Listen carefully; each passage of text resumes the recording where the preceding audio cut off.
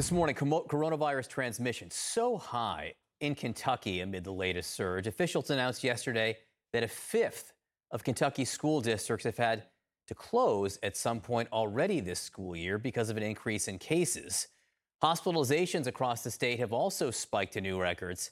CNN's Miguel Marquez was able to get access to an ICU in Hazard, Kentucky.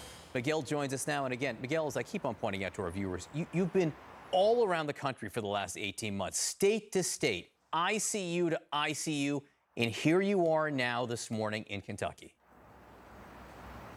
No one's more shocked than me. I mean, I thought I would be done with hospitals and this sort of reporting a long time ago. But look, not only are cases up in Kentucky, but in Hazard, Perry County, it has one of the highest case rates in the entire country. We visited one hospital that has tons of patients, but not enough staff. It's morning cold, believe that. Billy Couch didn't think much about COVID till he got it. Don't mess around, because this ain't a joke. This is not fun and games. I've been here so long, I want to go home, but I can't go home because I can't breathe still with it. This is not a game at all. When you're sitting there and you can't breathe and you feel like you're going to die. In the hospital, 19 days now, the unvaccinated 42-year-old isn't sure how he picked up the virus. He toughed it out at home for 8 days before being admitted. How serious is COVID? It's bad to the bone. I recommend everybody wash their hands, do what they got to do. Stay home, stay social distance, because it's bad. Trust me, it's bad. Until you had it, did you think it was bad? No. What'd you think it was? I didn't pay no attention, to be honest, but I do now. And get your shots. Wanda Combs manages the nursing staff in the COVID ICU at Appalachian Regional Healthcare's largest facility in Hazard, Kentucky. A nurse for 30 years, the job never tougher. It's been very, very hard. And I get emotional because it is our community. ICU nurses work very hard. They work very hard every day. But you can usually see a difference. So you work hard and you see a difference, and that's okay. You don't care that you're tired. You've made a difference. So with this, they still work just as hard, harder, and it really hurts when you don't see a difference.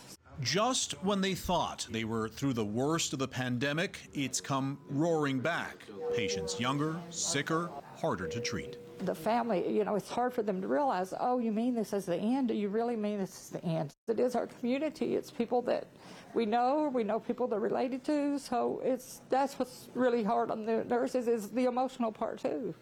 In the COVID ICU here in Hazard, every bed taken by those suffering from severe cases of COVID-19. Every patient intubated except for one. What is this virus doing to places like Hazard, Kentucky? It's destroying us. Yeah. Everybody's getting it. Everybody's getting sick. Everybody's, I don't know. Not yet. Let me look and see if Dr. Ollie has wrote. We're just seeing a lot right now. Appalachian Regional Healthcare has 13 facilities across eastern Kentucky and West Virginia. Its entire system now overwhelmed by COVID.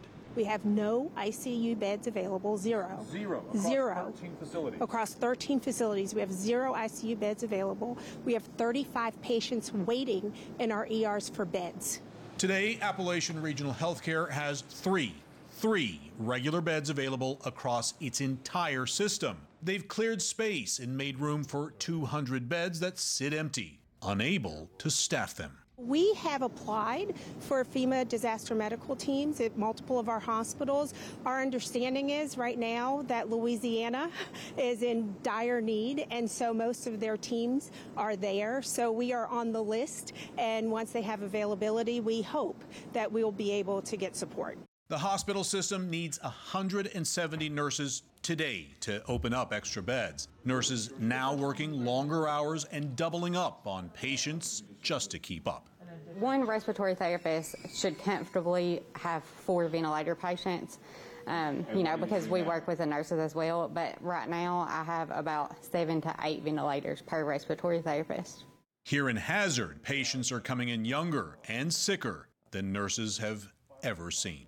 We're seeing much younger patients now than we did before. So I have patients from 20 years old today up to 75 years old. So it attacks everyone. It's not just limited to one age group. This year, it doesn't matter. I've had several patients under 20 years old, Under 20? How sick? Very sick, actually, for their age. Now, this hospital system thinks that their cases and hospitalizations will continue into late September, early October, and then they hope that they will start to come down. And I know I will sound like an idiot when I say, more than 95% of all the patients that are admitted for COVID in that hospital system are unvaccinated. John? It's not idiotic at all. It's the fact, Miguel. And again, younger and sicker these patients are, and you've gone hospital to hospital, and one thing that's consistent is that the patients are unvaccinated. And when we talk about the strain on the system and what the unvaccinated are, frankly, doing to the country, it's the strain on the system that you are seeing in hospitals like this. This is why the ICUs are filled. Yeah, we're going to get to a terrifying point in some point. So we saw this early on in New York when there were so many people that were sick. There were people dying at home, people who couldn't get to the hospital, people they could treat them if they got to the hospital, but sometimes they couldn't even get through the parking lot into the hospitals. And that's where they're heading right now. The system is completely full across the entire area. And any one thing, any more spike in cases and a bad flu season and any sort of traumatic event, it will push whole areas into the red, basically, and you will have people dying in very big numbers that basically just can't get the level of care they need. Any reticence to treat the unvaccinated as opposed to people coming into the ICU with other things from these healthcare workers you're talking to? No, I mean, you have the monoclonal antibody unit, and these hospitals are standing those units up as fast as they can. They can go 24 hours a day. What is the most bizarre thing on the planet is that the people who do not want to get vaccinated are perfectly happy to accept the monoclonal antibody unit treatment, which is also a brand new treatment, which is similar to a vaccine. It's just a different type of antibody that you're putting into your body in an IV drip with a much bigger needle. John? Miguel Marquez, I keep wondering what state we'll see you from next. Thank you so much for your continued reporting on this.